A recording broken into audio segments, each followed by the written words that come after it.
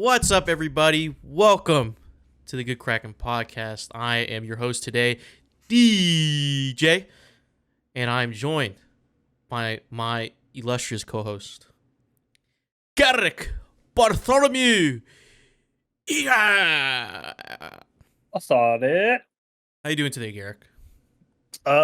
Just chilling, man. I started my new job this week, so I actually have like a weekend. So, Ooh. like I've got like a sense of time again, dude. Hell yeah. Because like not working over the summer, like dude, as soon as school gets out, it's like what day is it for like 3 months? Yeah. And it's awful. I feel you. But Like like I wake up and I'm like, it's what day? It's a you're who like, day? yeah, I don't what are we doing, It man? Like, dude, July there's the 4th definitely already. It's the 4th of July already. holy shit, yeah, dude. I can't say how many times I woke up the last couple of weeks and it was like Tuesday and I was like, fuck, I didn't do the schedule. That was supposed to happen yesterday. Yesterday was Yeah. Monday. Yeah. And I started a second job that I was telling Ernell a little bit, like still in the same realm that I'm working. So but I've got my weekends off still. So like I have a sense of time. I have a sense of like time and Hell purpose yeah. again as an adult, dude. I love Yeah, not dude. I feel. working, but Yeah. only for like this long, and then I'm just like, I need something to do with my time. Yeah, dude. It's just we're in the machine. You know what I mean? Like it's just we're bred to work. I fucking hate it too, dude, Dude, it's because like I go stir crazy trying to do fun shit for too long, and I was just like, right. this isn't doing it for me. Yeah, dude. It's just like, man, like, um, yeah, cause like I feel like, damn, like I haven't been doing anything. I feel like nothing I'm doing like matters right now. Well, Cause dude, like it's I'm like just like, I feel like my hobbies slide too. yeah, When I'm working and I'm busy with like just regular life, like I feel way more enticed to like come home and engage in my hobbies because it's like, yes, now I've done the hard thing, I can relax and do the fun thing right. now. But like no, like for like the last like 2 months, I've just been like, I can just wake up and do the fun thing, and then like the fun thing feels way less rewarding because I didn't do Mhm. anything to earn it, right? Yeah. And so I do until yesterday. I didn't even boot my Xbox up for a whole week. Like no Remnant 2, like nothing, dude. It just sat in my room. I hadn't played any video games at all. Like it was just nope. Yeah, dude, that was me. And like, I was just struggling to find something to cling on to, because like eventually, like, yeah, like you said it. It's like you just wake up and you're like, I don't want to do anything, and you slump into the nothing every day. It's like, Yeah, dude. And then like you're sitting on your phone. You're like, what the fuck do you mean it's 5 p.m.? I haven't done yeah, anything today. yeah, I've done absolutely nothing. Like, and it's doubly so for me because like I sleep late as fuck. It's not insomnia. I think I've just fucked my sleep Just schedule so ruined that much. Yeah. circadian rhythm. Yeah, that it's now like 4 to 5 is when I get tired. Like three to That's five. awful. That's awful. Dude, it's Dude. Terrible. That's so bad. But Dude, it sometimes like sucks I get because like to fix that, you're gonna have to like pull an all nighter and then yeah, like and stay all the way up until like, and then you're just like, why? yeah, even so, like when I pull the all nighter, even then, I still don't get tired until that time period. And You get there's your some second days where wind I'm and you're actually like, tired before like midnight. But I know if I sleep now, I'm just gonna take a nap. It's just gonna be an hour or two to dude, I'm just so nap. guilty of that. Yeah. So I'm like, I don't know how to So like at this guilty. point. It's just too late. Like I've Yup. gone too far. Um, but yeah, man, dude, I totally feel you, man. I actually spent last night. I got lost in Baldur's Gate 3, dude, and the story is just insane. I'm gonna keep gushing about this game because this game deserves all of its praise and all the flowers it's getting. Made me Even jealous. I even know I've even seen people say they just bought the game in solidarity and in support for games like this. They don't even like the game or want to play it. They just bought Dude, it because because they're like, these kinds of it games sends a are a statement. dying flavor, man. Yeah, Like, well, think of the last ones we got. Like, we had Divinity 2, Original Sin, amazing but game, right? We had no one else Pillars played of those Eternity, games. but those were niche, dude. Yeah, Like so niche. those were RPGs for people who loved RPGs, and Hmm. like, there's just something about the way they chose to market this game. They're like, even if you've never played one of these, that like it's just got like this presentation for itself where they're just like, just try it. Yeah, dude.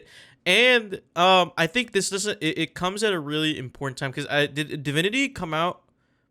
It came out before the pandemic, right? I'm pretty sure. Dude, 2017. 27. Yeah, like 2017. that's a long time ago. Almost 7 years ago. Almost 7 years ago. And and I'm sure like since the pandemic we had Stranger Things and stuff like that. So a lot more people are into D&D.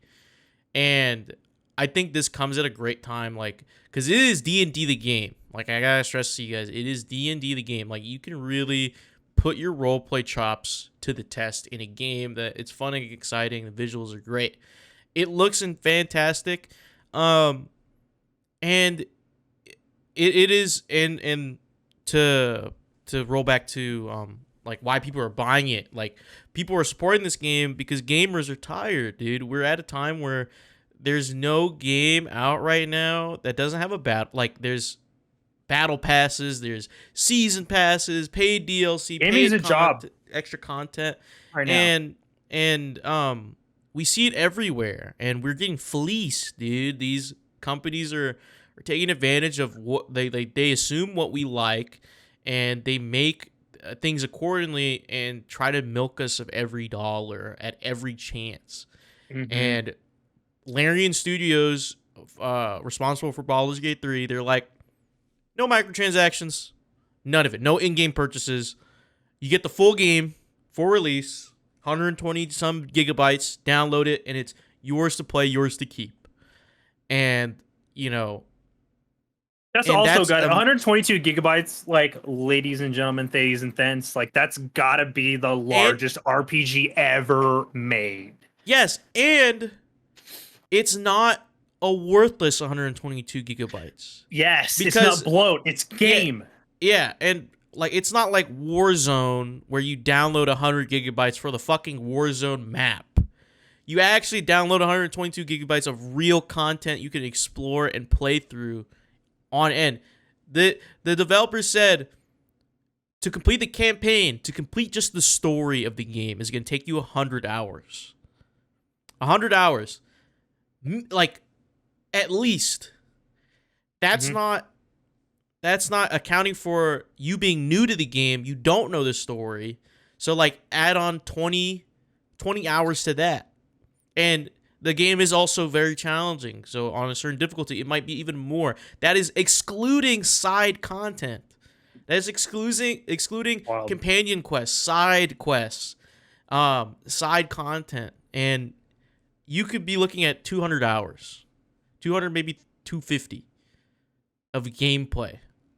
Dude, and the original replayability, content. just because of player freedom, is going to be crazy. Create your character, roleplay as... There's like 12, 13 Literally different subclasses, want, dude. It's just insane. It is actually insane. It is truly D&D the game. But we don't play games around here because this is the Good Kraken Podcast, your choice for all the nerdy video game and pop media news, reviews, and discussions that you want to hear live every Tuesday at 7 p.m. and Saturday at 12 p.m. West Coast time. It's not the best coast, though. Get the fuck out of here. Get the fuck out of here. You're not even on the coast. You can't say anything. You're landlocked.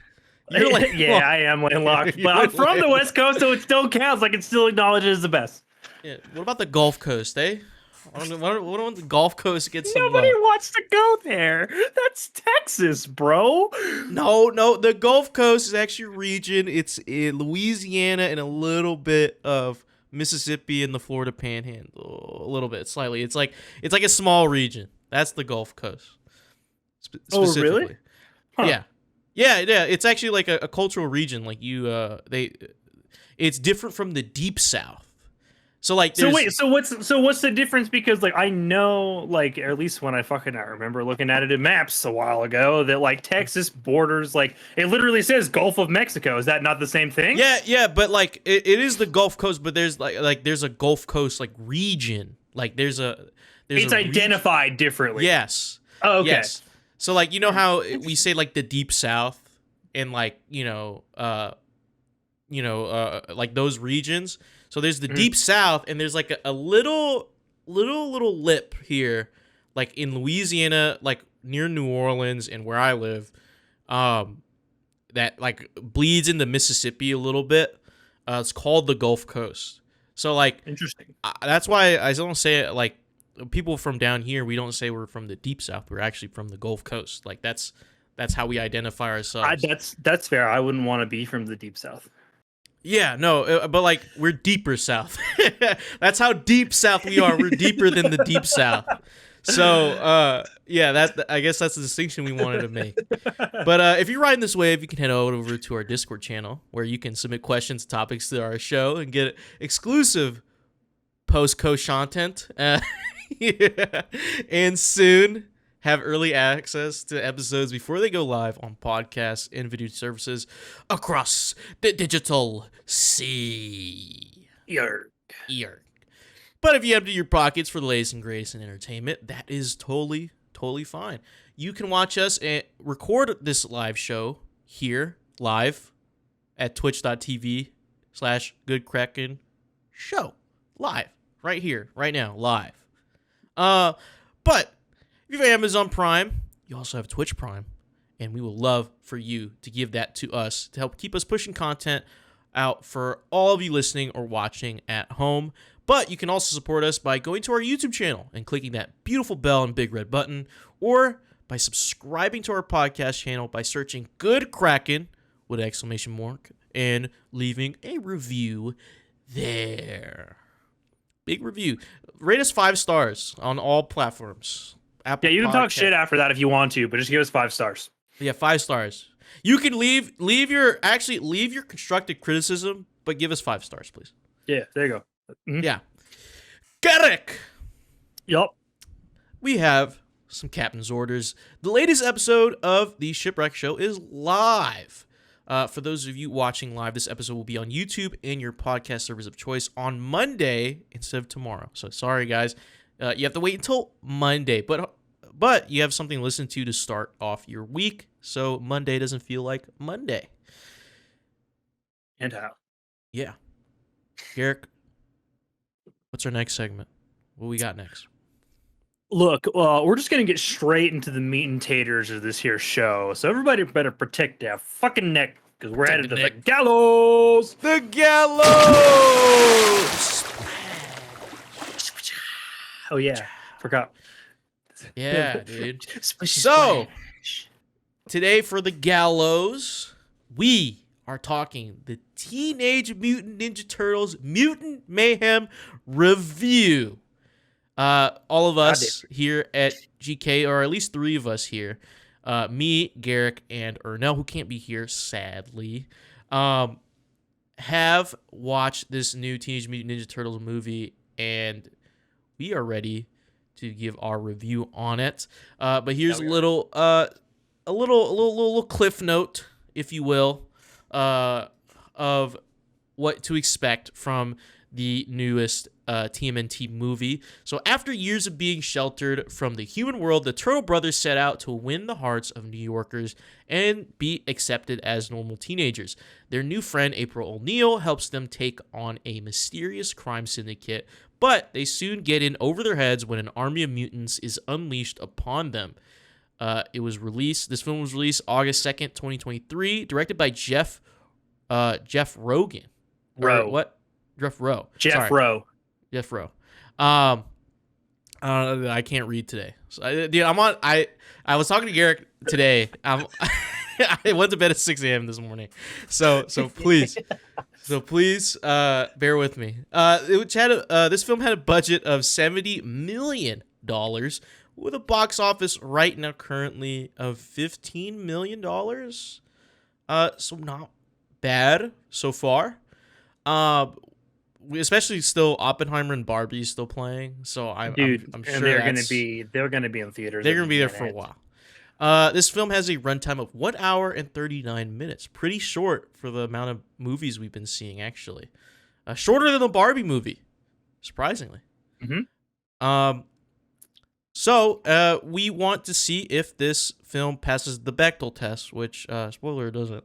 But the Bechdel test is a measure of the representation of women in film and other fiction. The test asks whether a work features at least two women who talk to each other about something other than a man for more than 1 minute of screen time. Does TMNT Mutant Mayhem pass the Bechdel test? No, sadly. No, it does not. But the rest of the film makes up for that, I feel like. Yeah, I was So thinking about that too, and I'm yeah. pretty sure the reason it doesn't is because one, so there are two female characters that are Yes. introduced. One of them speaks Three. a fictional language. There's three. There's three? Stink bug. Oh yeah, because I was thinking of the bat and then the cockroach. So and then four. April. Oh yeah, so There's 3. four. So 4. There's a couple of them, but So most of the four, time and they're 'cause the- either and it's talking the directly evil lady. to the turtles. Yes, The evil lady. Oh Lily. yeah, they're either talking directly to or about the turtles, or the characters in questions literally don't speak a human language. Yes. So yeah.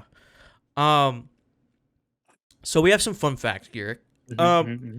So in contrast to the norm for animation, the cast recorded their voice roles together in groups rather than independently from one another. This refers to the Teenage Mutant Ninja Turtles. Their voice actors all recorded in a group session. A single recording session could include up to 7 actors. This environment allowed for the cast to play off each other as well as employ a lot of improvisation in their performances. According to Seth Rogen, for every session we lump people. Oh, quote.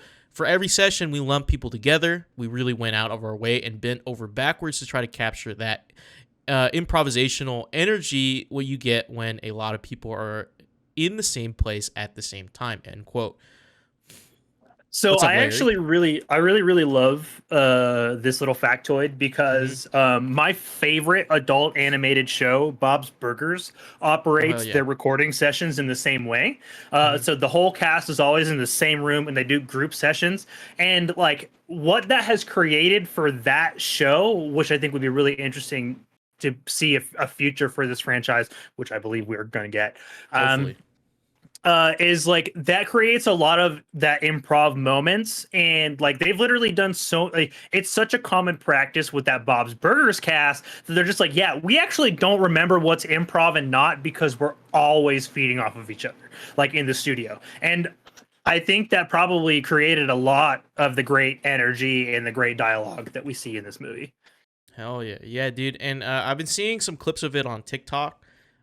Even from the official like TMNT like TikTok page, where they're showing like the behind the scenes of like all the turtle voice actors, like they're all just having a fun time, and even Seth Rogen saying like they improvise a ton of their lines and they add to it, and the teenagers voicing the turtles, they have to explain certain terms to the people they working did it a couple on the of film. times. You could feel like there was a couple of lines I was just like, I caught that. There's no way that was in the goddamn script. Yeah, there's no way it's in the script. Our next fact here is Shredder was originally in the film, but was written out because writer Jeff Rowe wanted the film's villain to be a mutant that shared empathy with the turtles, who could easily tempt/corrupt them. I love the way they did the villain here, and Ice Cube does an insane job. He's so good, but we'll get into more of that a little bit later. For the first time in the franchise, the turtles are all voiced by actual teenagers. For the first time, which is crazy to me. Which is for the first time ever. This is history. Dude, as a long time turtle fan, like long time turtle fan, I've watched like all of the shit, all of the movies, every fucking thing, dude.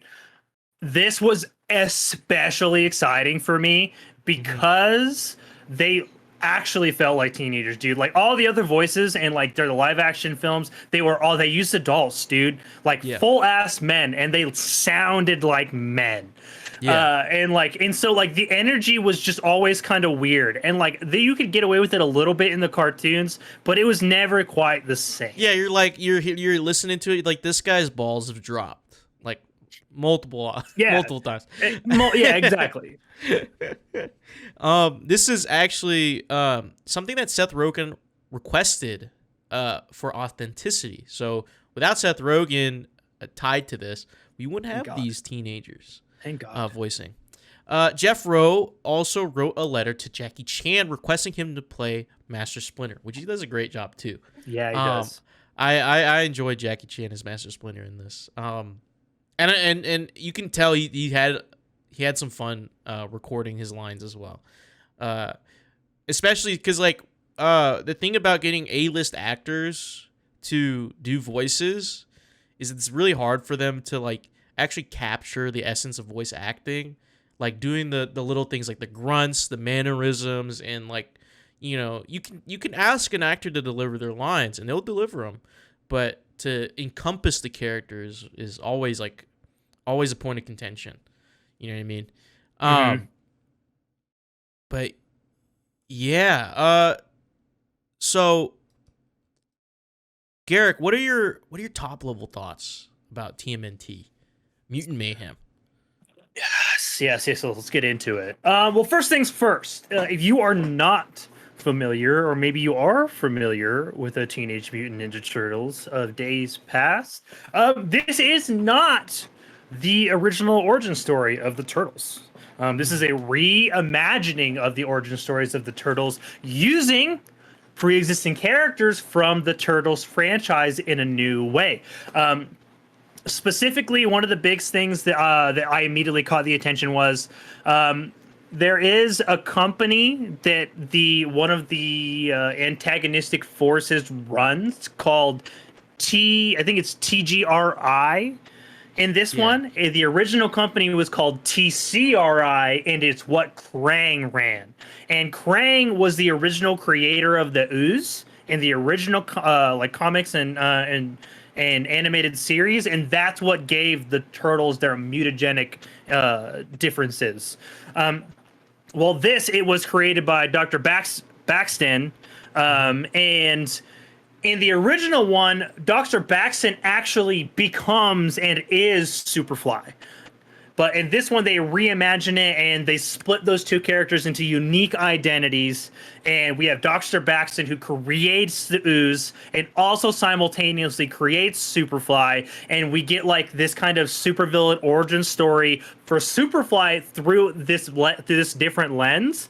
And I really enjoyed that. This actually felt like it made a lot more sense. The continuity was there. Because especially in the older, the only animated ones, like we don't get some of these information about these characters' origins until like a couple of seasons in, because that was kind of how the writing was. Like Mm-hmm. it was meant to be like a big reveal like way later, but they condensed it all into a very neat superhero like story where it has that origin story path for these characters done in a really fantastic and a modern way, which I really enjoyed. I firmly believe this to be a great take on the Turtles' origin story. As much as I love Splinter or Shredder, excuse me, as like their primary antagonist, and I love the Foot and fighting them, having them combat mutants like their first outing out into the real world, I felt made their story much more impactful and relatable, because ultimately this ends up being a story about found family and friendship and acceptance, which is really what the Turtles have always kind of been about, because like their biggest thing is like always just wanted to be regular teenagers living in the regular world. And um we get this shown through this wild art style of a lens, which I ultimately end up loving and kind of hating a touch, if I'm gonna be honest. Mm. I I love art styles like this because they're unique. I believe we need to give art styles like these a chance in films, because I am so fucking done with super soft, smooth, overly polished fucking Disney Pixar CGI. I'm Yeah. over it.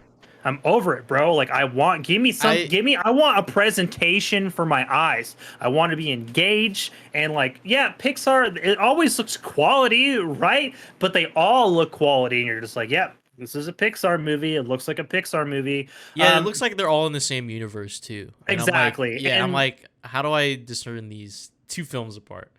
yeah, and what I really liked about this is you can see the obvious and direct inspiration from Into the Spider-Verse, which Jeff Rowe has quoted in interviews saying, like, yeah, obviously, like, if you anybody who looks at it can see, like, I was inspired by this, and he attributes it to that movie's success to even being able to create this film. Because he's like, yeah, now like I get to take a chance on a totally unique art style that 10 years ago they would have been like, that shit looks whack. Don't use that. Which brings me up to kind of like my point of contention. I love the lighting and the shading and the turtles design. There were lots of other character design choices though that I didn't enjoy. Sadly, Really? I wasn't. Yeah, I wasn't a big fan of. Specifically for me, I did not like Splinter's reimagining. There was something about him that I didn't quite like, and I was a little off put by how grossly ugly every human in this film was.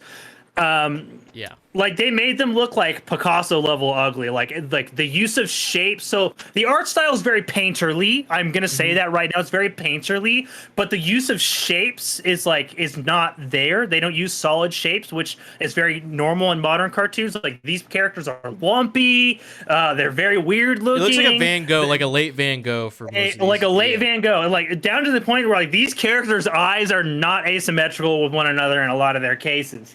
So, but I think I might have an answer to that though. So before you say yeah, that, I believe the art style. I believe the art style is done this way because it is the perspective of the turtles, and that's what humans look like to them. That is everything that the piece tells me that's what they're trying to do. But without the direct, like, this is why it looks this way. Yeah, it like, can be like you're like, damn, that is like, fucking whoa. ugly. 30 minutes into the film, you don't care because every time a new character pops up, you're just going to laugh at how goofy they look. Yeah, and like they're going to get their ass beat by the turtles in 5 minutes, and we're going to move on. And it doesn't, like, impact the film. They're just ugly-ass characters. Yeah.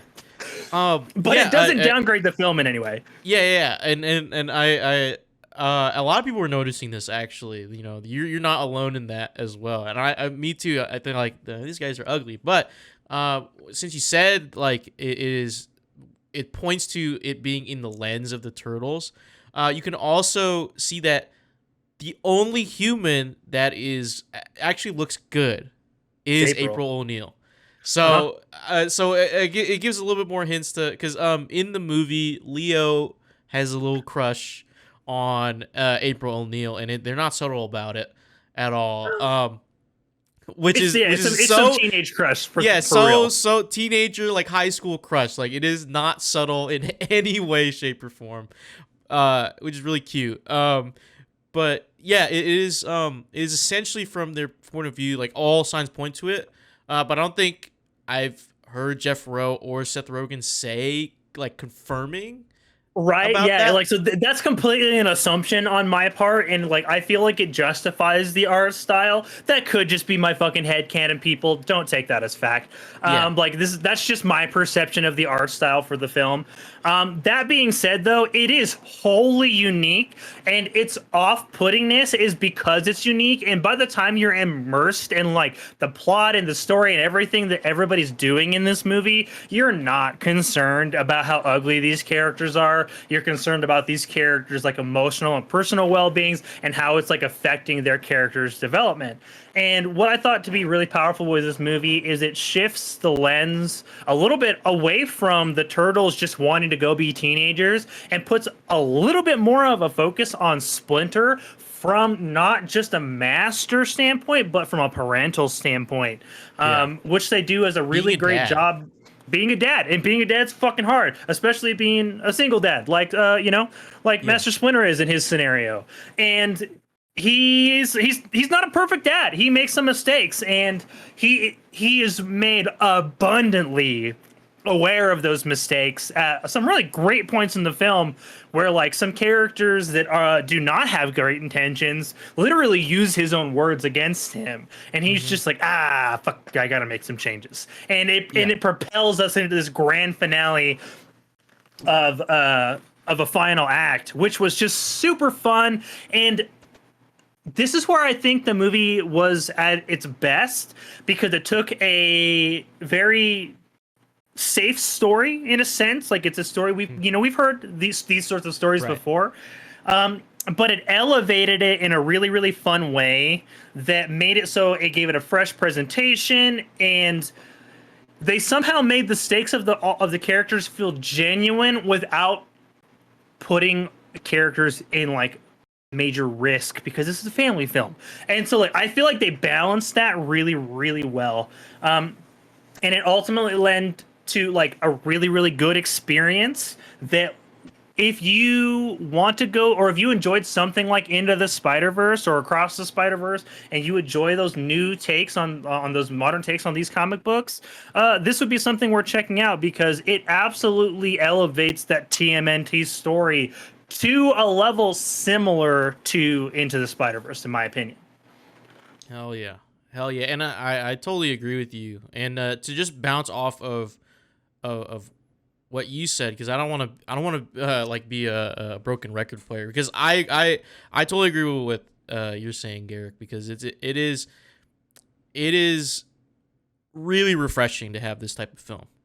Like honestly, really refreshing, and I'm glad that it shares a lot of similarities to Into and Across the Spider-Verse, and being that also it is in the same year as we got Across the Spider-Verse as well.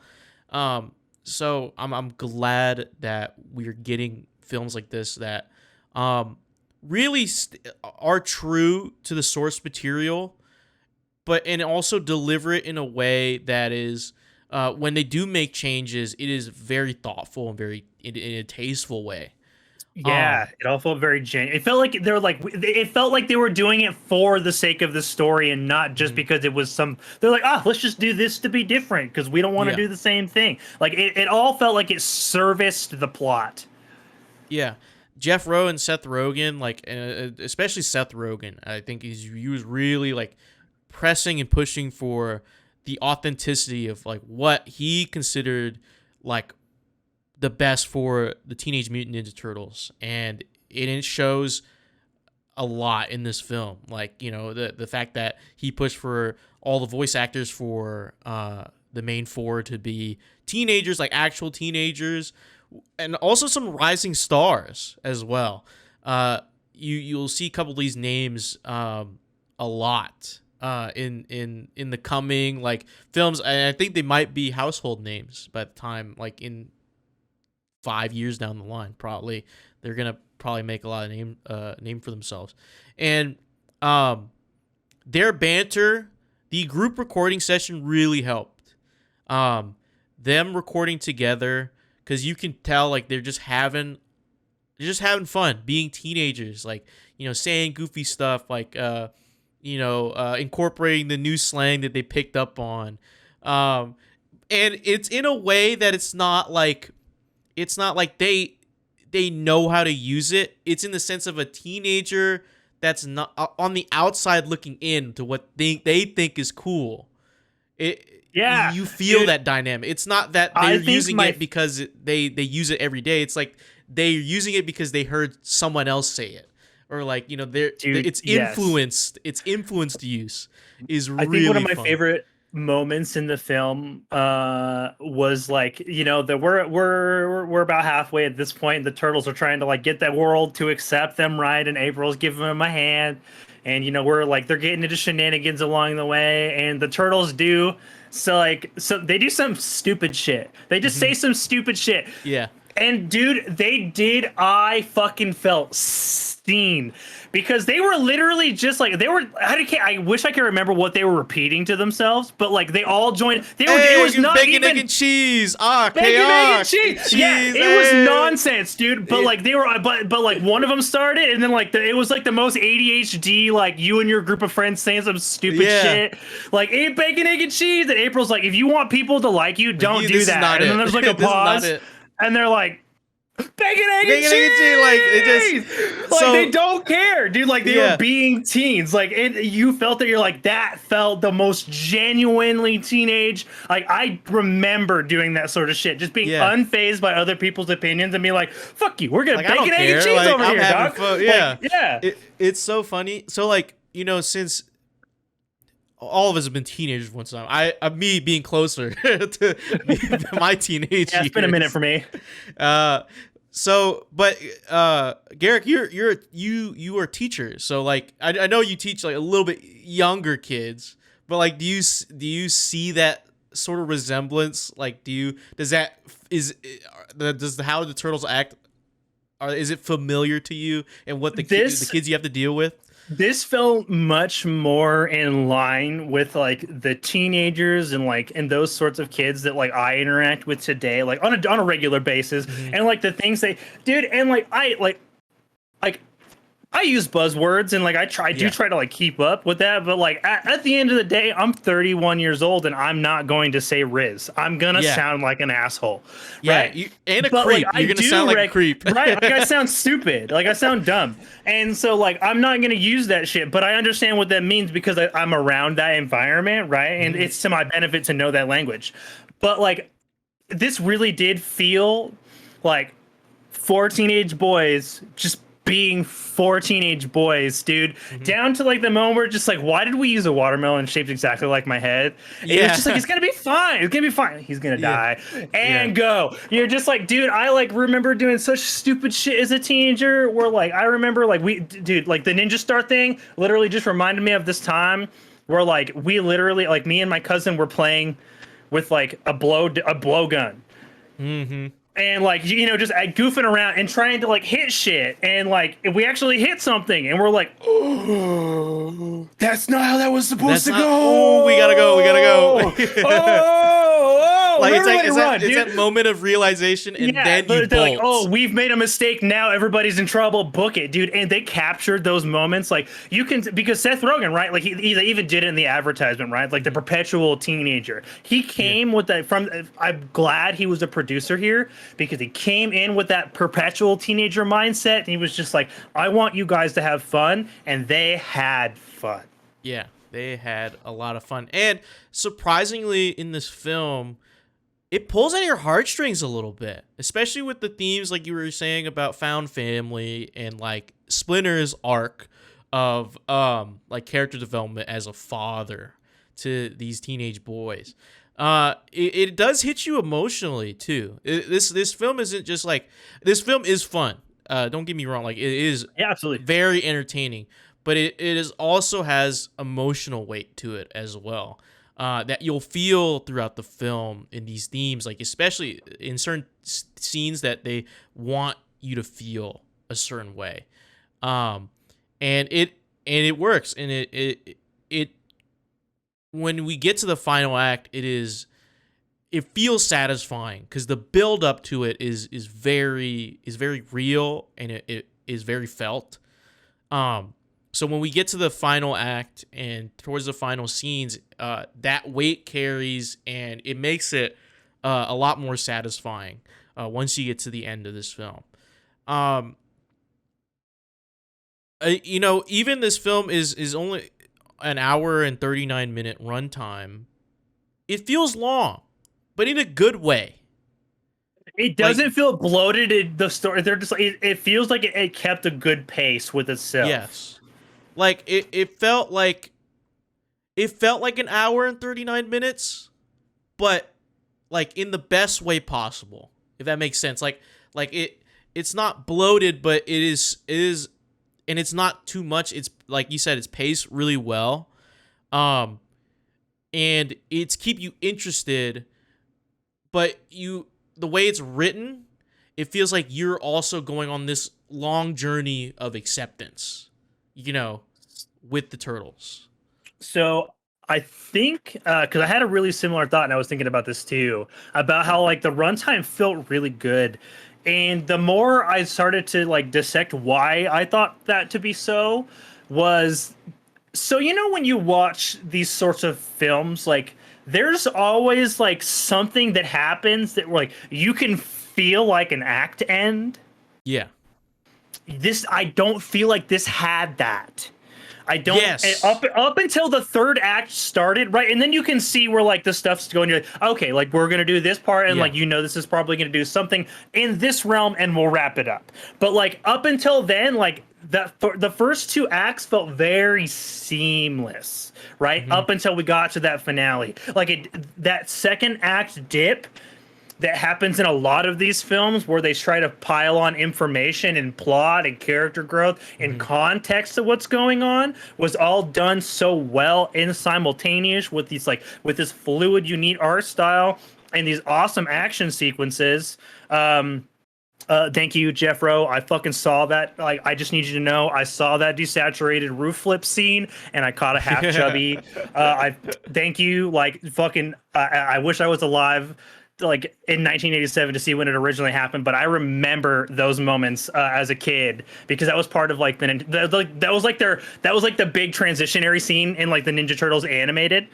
Was they they would use those clips to and they used them so well here that they used them at non-important transitions to make the movie feel impactful at every stage. And so like you get like this really awesome action sequence and then like you get like a really fun transition.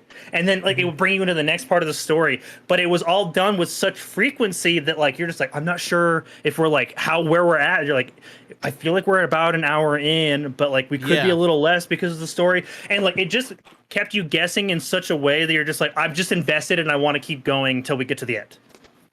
Yeah, dude. It is, and you're right. Once you mentioned it, I was like, you're right. It doesn't feel like your average structure, because you can feel those notches of the next act, basically, when you're going through most films. I think you're right. Like, I think that attribute to the like how it felt in terms of runtime, because everything felt like seamless. Like this, like whole like.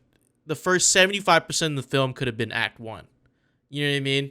Like, that, all of that could have been condensed into Act 1. And it kind of feels like it, because I think, right, because we're so used to seeing, like, 2 hours, 2 hour and a half long movies, that 75 minutes is mostly first acts of those length movies. So I think we're so used to that. I think that's why it felt long, because it felt like one act one, like throughout most of this film, which isn't bad. It's like skipping that act 2 and it's like into act 3, you know what I mean? Like, yeah, you're like, oh, the movie never got boring, this is great.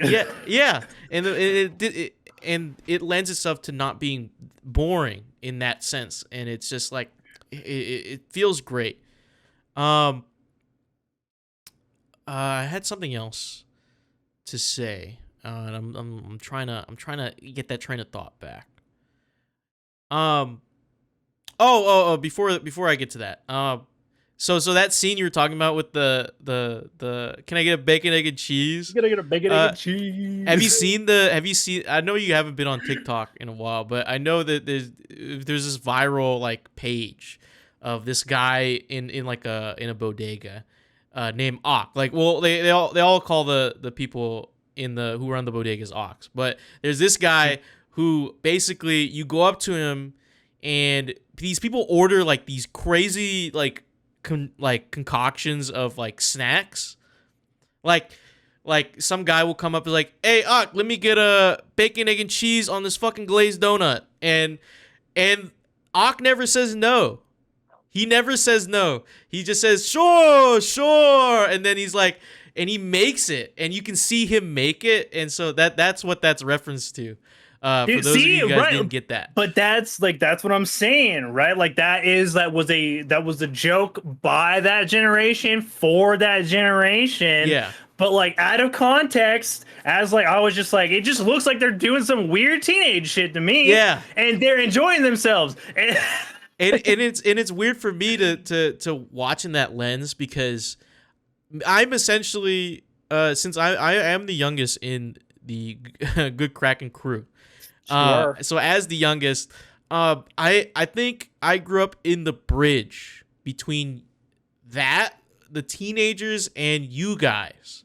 So like I get some of what you guys have in like millennials, and I also get the Gen Z aspect. So like I get both, cuz I was born in 2000. So like I'm getting the residual of like the 90s kid experience while also growing up within this 2000s kid Yep. experience. Hmm. So like I said, like it feels foreign yet familiar to me. Like watching it, I'm like, is this what really teenagers are? Because like I feel like I do this sometimes, you know.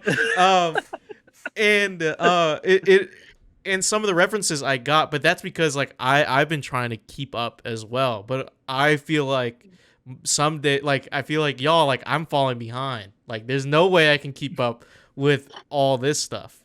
Um, yeah, like Jag in chat, he's like, I feel a DJ born in '95 on the cusp of Zillennial. I feel like I think that's where we are, Zillennials. We're not. I'm not Gen Z or Gen Alpha. There's a Gen Alpha now because the people born in the 2010s, I think. Yeah, my Um, generation's kids. yeah. So, That's uh, fucked up to say. it's really it's really crazy to think about. I hated Um, that. oh man, and it's super cool um to see like this is probably what a lot of teenagers are gonna watch, and I hope they watch this and like they support this next era of the Teenage Mutant Ninja Turtles, because I know it brought a lot of nostalgia for us and the people who grew up with TMNT, but I hope this brings in a new generation of uh kids and Uh, teenagers I that firmly love believe this. it will, dude. TMNT. Okay, I'm about to make a real hot take here. Yeah, what's up? So I'm sorry, Power Rangers fans, don't listen to me. Ignore Mm. my helmets in the Mm. back. I actually think that, like, as far as generational, like, preteen on the cusp content, uh, TMNT is far more iconic and has a lot more staying power than things like Power Rangers have in the last lots of years. Like, Power Rangers got some reboots; it's still a franchise that continues, but Yeah. every time TMNT gets like redone or reimagined, it always gets done in such a fun way that feels like it matches the time. Hmm. Um, for better or worse, the Michael Bay films. Oh, But jeez. like, but dude, at the end of the day, like I remember when those movies came out, like in the mid 2000s, and I didn't hate them because like that was like, because I was a Turtle fan, and Yeah. like I wanted to see that movie, and I was just like, yeah, this is cool. It's this is like a grittier, edgier TMNT, and like that's kind of where I was at with Yeah, like that in my that time in the teenage life. It 2000s, like felt that's appropriate. yeah, that's very appropriate.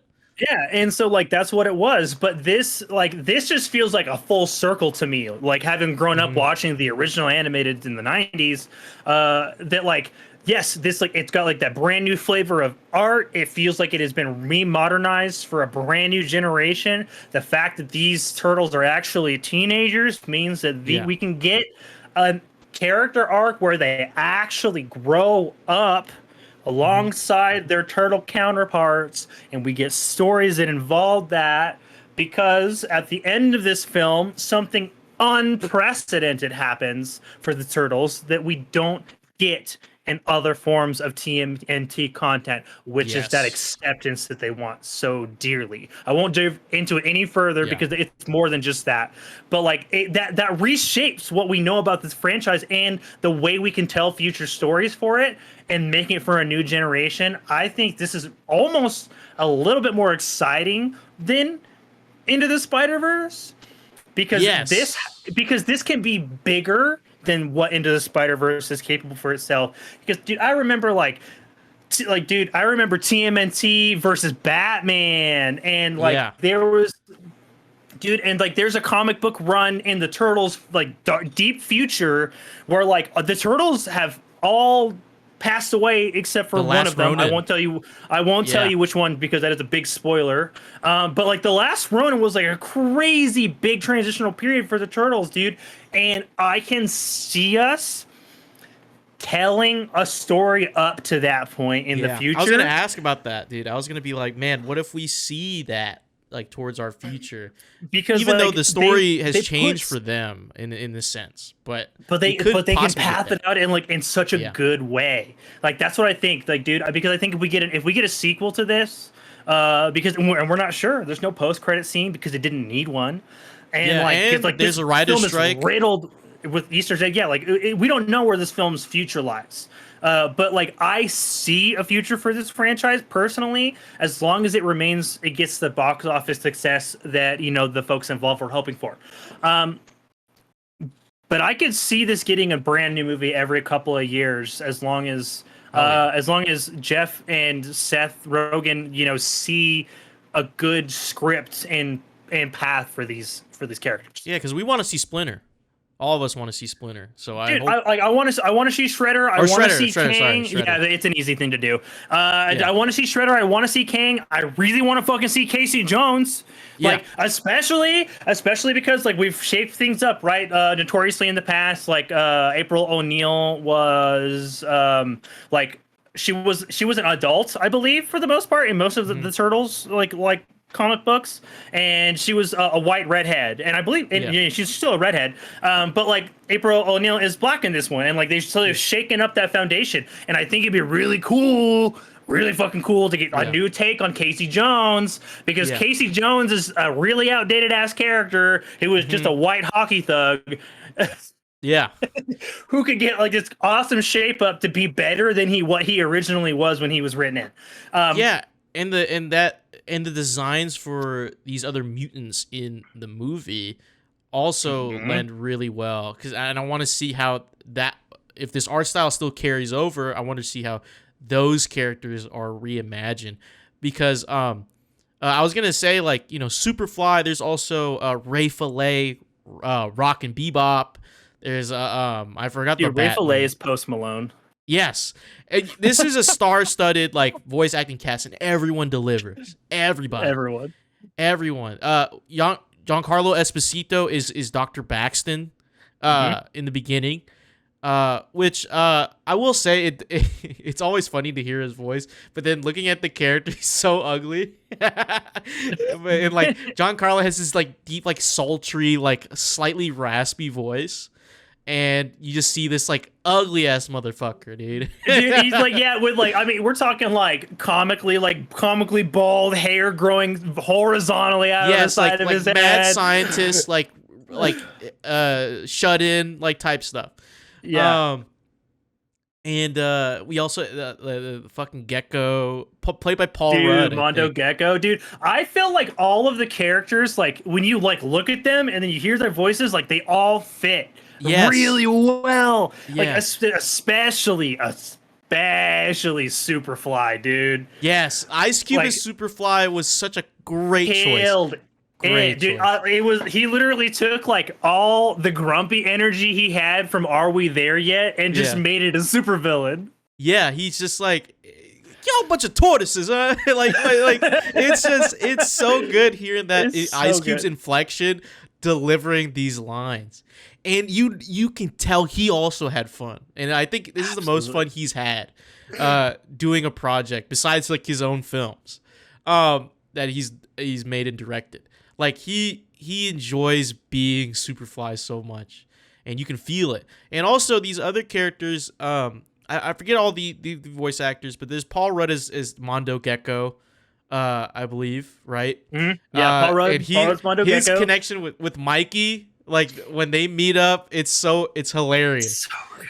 It's so good. And there's also I also loved. I just gotta say, I really just loved that Mikey wasn't the one with like the comically high voice for the first time ever. Yeah. And he was still funny as fuck. He's still funny as hell, dude. And there's also Genghis Toad. I think that's Genghis Toad. Yeah, dude. Played by Hannibal Buress, which is great. Like, don't patronize me. Rocksteady was John Cena. Bebop was Seth Rogen. Yeah, and dude, what a cast. It's a star-studded cast. And to go back to the Turtles, and the references they make, they make a ton of references, especially a lot of callbacks. They also played the fucking "Go Ninja, Go Ninja, Go," and then they remixed the Vanilla Ice Ninja rap, dude. Yeah. I noticed that immediately. And then there's also the Turtles also reference things that they like, actually. So the voice actors actually give a little bit of themselves into these characters. Like I remember Donnie in the film. Attack on He actually, Titan. yeah, Attack on Titan. Donnie is a big anime fan, so like he's talking about Attack on Titan, and he has a JoJo's Bizarre Adventure hoodie on by the end of the film, which is really sick. I love But he it, also dude. when he's driving, because he's the only one who knows how to drive out of all the turtles, and he's like, "Oh yeah, I put some all the hours of Forza Horizon paid off." Like he learned how to drive through those, like just a driving sim game. And the actor in real life, when they're interviewing him, he said, "Yeah, I'm not really a gamer, but I love driving in Forza Horizon. Like that's it." Like, and the other characters are the other voice actors. They also bring their own little references to themselves in there as well as to what video games they're playing or like how they interact with people. It was so sick. But you know what is sick is our ads. So we'll be right back.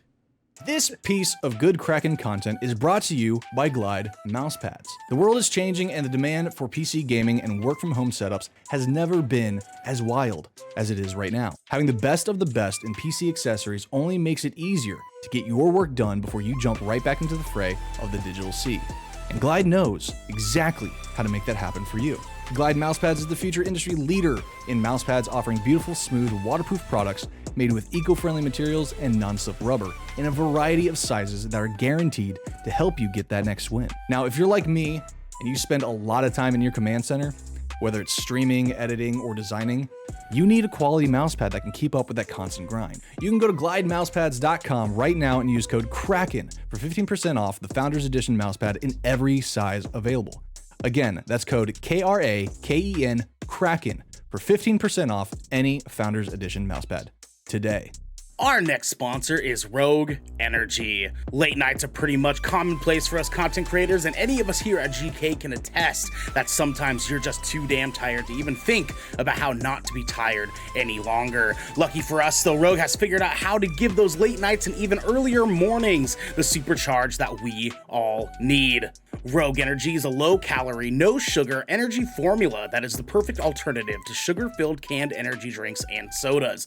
Every formula Rogue Energy produces is designed with optimal levels of high-quality ingredients and no chalky textures. Being the only gaming drink company in the world with 4 unique product lines to suit your task at hand, Rogue Energy strives to improve the in-game performance of gamers, streamers, and content creators around the globe. Check it. We have been drinking the ever-living crap out of this stuff. If I'll be completely honest with you, me, Devin, Garrick, Xander, Raven, Genesee, all of us here at GK absolutely adore this drink. It helps us in the mornings, helps us in the evenings. You guys know how it is. We've been going on about this forever, and it is no exception now. It's still taking care of us to this day. You can head on over to rogueenergy.com and use code GKRAKEN for 10% off your purchase of any shaker or formula tub of your choosing. That's GKRAKEN for 10% off any shaker or formula tub that you'd like. Now, back to the show.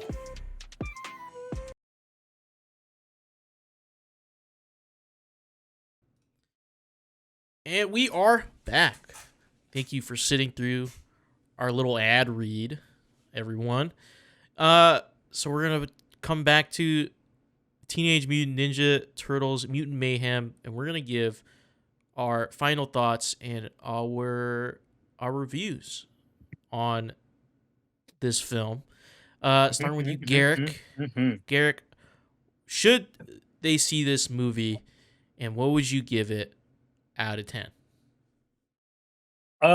Absolutely, man. We've gotten a lot of really great family and animated films over the last couple of years, in my opinion. Like we got Across the Spider-Verse, we got the Mario movie, we got Sonic 2. Like the last couple of years, we've gotten some good stuff. We've gotten lots of other good ones that are, that have come to streaming service, but I'm talking, theaters. And TMNT Mutant Mayhem, like, literally slots itself right in there, and just like, we are here to stay. Teenage Mutant Ninja Turtles are iconic. They remain iconic even in this re-envisioned state. dude, everything about this film was fun. The art style, the story, the characters, the cast. We forgot to mention the insane soundtrack. Like, Yes. bro, Oh, man, the we did. original. Okay, not to mention the quality songs they have littered throughout this thing. Like the original tracks that they wrote for this. Fucking Trent Reznor was involved, man. He is Nine Inch Nails. Like, that's wild to me. Like, wild. Like, And in some scenes, I think in some transition scenes, they actually they remix like the old soundtracks for some of the like Teenage Mutant Ninja Turtles, like some of the retro feels. Dude, like they put in like they plug in some old sounds and stuff, and like top to bottom, like this movie, it's just like it loves the Ninja Turtles. This movie loves the Ninja Turtles. It loves the new version of them. It pays homage to every other version of them. And I'm not talking like just the original animated, like it pays homage to the Michael Bay films. It pays homage to the most recent animated series. It pays homage to the animated movies. It does it all, man. It's just like, we love the Ninja Turtles and we want you to love the Ninja Turtles, and I thought they really did a fantastic job. Aside from a few redesign gripes that I personally had, and the way they chose to animate some of the characters, which, you know, maybe 2 movies in, I probably won't give a shit anymore. But right now, it looks a little off to me. But I loved everything else about it, even its uniqueness despite its faults. And so for this, it gets a 9 out of 10. A 9 out of 10. What? So is what held it back from being a 10 out of 10? You know, is it just because it's so new, so unique, and it's like we want to see more? What held it back, just that one point for me, was there was a couple of character usages, and like, yes, I would have loved to see Shredder. Ultimately, I was very happy with Superfly as a villain. But I would have loved to at least see some meaningful writing alluding to the future of these characters. And right now, it's written in such a way that it could just be a one-off. And I know that's kind of a weird thing to kind of dock it down on, but I'm such a fan of the Turtles that I want this franchise to keep going and have a future. And just with the state of everything and me not knowing that this movie might not get any more than what we get right now, that could potentially hold it back. And I really do think that its uniqueness in art style is so much more so unique than even Across the Spider-Verse and Into the Spider-Verse. Which both have different art styles in and of themselves. Like, even they changed it up between sequels, and we could see an evolution of that here too. If this gets a sequel, that it could, like, I can absolutely see a lot of people being like, those characters were fucking ugly, except for the Turtles, and it bringing it down a little bit for them. But aside from that, man, this was just a ride, and I loved it. I loved the cast top to bottom. I loved the soundtrack, and I loved just the homage to the franchise's legacy. Yeah, man. So right there, 9 out of 10 for you. Yep, 9 out of 10. 9 out of 10. Yeah, what Garrick said is also what I feel. But I think this film is genuinely just unique, and it is such a fun time. I left the theater satisfied and so glad that I got up on a random Wednesday to go see it. And they didn't put me in theater 4 or 5. They put me in theater 9, by the way, which is oddly right next to theater 1, which is like really weird. So like, it's a long hallway in my local theater, and there's theater 1, and there's theater auditorium 2, and then it's 9, and then there's 3, 4, 5 on this side, and then it repeats here at like or it goes down there like 8, or like 7, 8, 9, which is weird. But 9 wasn't that bad, actually. 4 and 5 was just terrible. I don't know what was in 4 and 5, but 9 is so it was a good experience.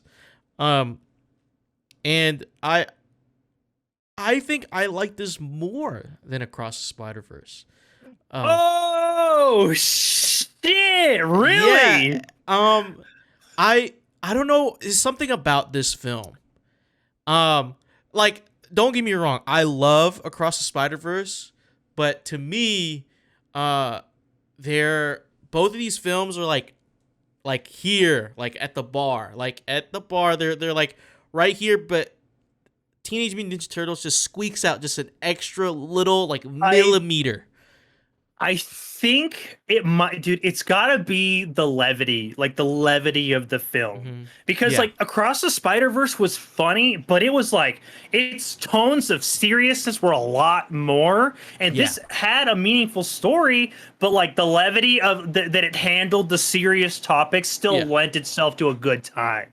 Yeah, and even though I gave Across the Spider-Verse a 10, but I also said in my grade, like, we don't even know if we're getting Beyond the Spider-Verse anymore in like the next year.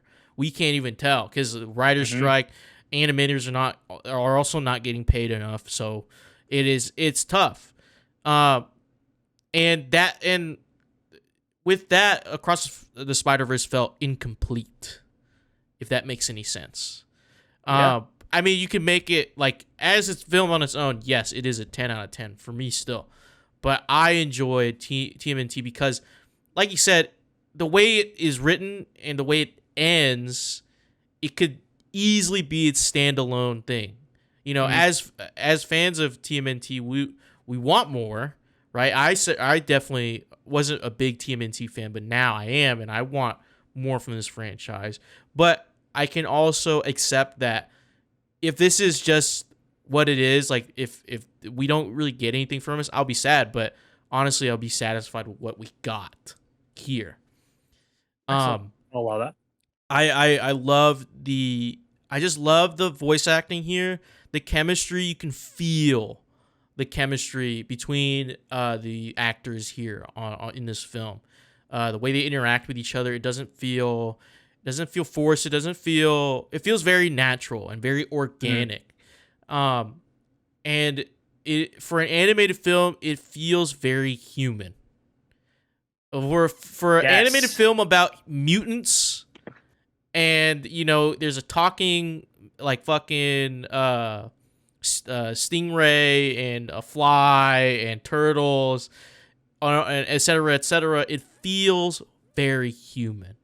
And it really captures the essence of like, you know, found family and belonging and acceptance, and it really brings that emotional weight without bogging down the like levity and the lightheartedness of this story, of this film. And I think this is like some of the one of the best films I've seen in the past 5 years, probably. To me, I do agree. When I was talking to Ernell last night, the last part, like the big fight scene at the end, kind of felt a little iffy. Not as big and bombacious as you would like. That was like where I mentioned earlier, where like they did a good job of like presenting a stake for the characters without putting them in any the threat didn't feel super real in that moment, but it felt grand. Yeah, it did felt grand. And like the way it's resolved doesn't feel as bombacious as you would like, or as impactful, or not impactful, but as explosive or as big as you would like it to be. But it does end in a very satisfying way. I would like to give this film, and I suggest everyone who's listening and watching today, I suggest you go see it right now. If you already watched Barbie and Oppenheimer, go to theaters, folks. Yeah, go to theaters. Please support this film because a lot of good people came to make this a pretty amazing film. Even though I gave Across the Spider-Verse a higher score, I'm gonna give this one a 9.5. But I personally prefer this movie Your personal fun factor was yeah, like the your personal fun enjoyment. factor. Yeah. Like to me, as a fun factor, this is like an 11 out of 10. You know what I mean? Like I agree there. yeah, but as a film, it is shorter than most of the films that we've got to see this year, and it isn't at the level that Across the Spider-Verse was in terms of like all-encompassing story, animation, voice acting, and everything. So I that's why I gave that one a 10. I give this one a 9.5, but I personally would like to say, like, please go see this film. Like, go see it. Like, you're missing out, and I want this film to succeed. Garrick wants this film to succeed. Yeah, 9.5 for this film for me. Ernell said he would do a write-in. I don't think he put one in. I checked, and it does not appear that he did, unfortunately. But he did give me his rating, so we're gonna go with that. I'm pretty sure he would agree with everything that we've said. Up to this point give me the rating, then we can at least average so it out. Ernell also gave this a 9.5. So that brings us to an average score at a 9.5. So Good Kraken's official review score for the Teenage Mutant Ninja Turtles Mutant Mayhem is a 9.5 out of 10. Give it applause. Give it applause. Go see this movie. Yeah. We're getting some good animated films. We're eating good on the great animated films. Like you mentioned, like I was thinking about, oh man, like Super Mario Brothers movie came out this year, and Across the Spider-Verse, and I think some other like animated shows came out this year as well. Yeah, we've got Nimona, like on Netflix, Nimona. Which is like it's been getting a lot of traction. Stayed at number 1 for. Yeah, we're eating good on the animation front right now. Yeah, I just hope that animators get paid. As long as this strike continues, we ain't getting any more of that shit. So enjoy what you have, because them not getting paid, it's gonna ruin it for everybody. Yeah, it's gonna ruin for a lot of people. So I hope that writers get paid and animators get paid, because both of them deserve that. Because a lot of people enjoy animated films, and I don't think some people take that for granted, like how long it takes.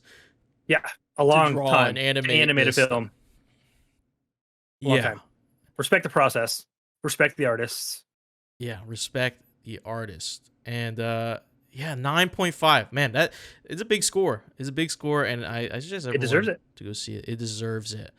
Just like you deserve this podcast, because this has been the Good Kraken Podcast, your choice for all the nerdy video game and pop media news, reviews, and discussions that you want to hear live every Tuesday at 7 p.m. and Saturday at 12 p.m. right here at twitch.tv/Good Kraken Show. If you enjoy the show, you can get over to our Discord channel, where you can submit questions and topics to the show, get exclusive post-show content, and have early access to episodes before they go live on podcasts and video services across the digital sea. You can also support us by going to our YouTube channel and clicking that beautiful bell and big red button, or by subscribing to our podcast channel by searching Good Kraken with an exclamation mark and leaving a review there. But until next time, you bunch of little tortoises, huh? One horse? That's it? I don't need that horse. Don't patronize me.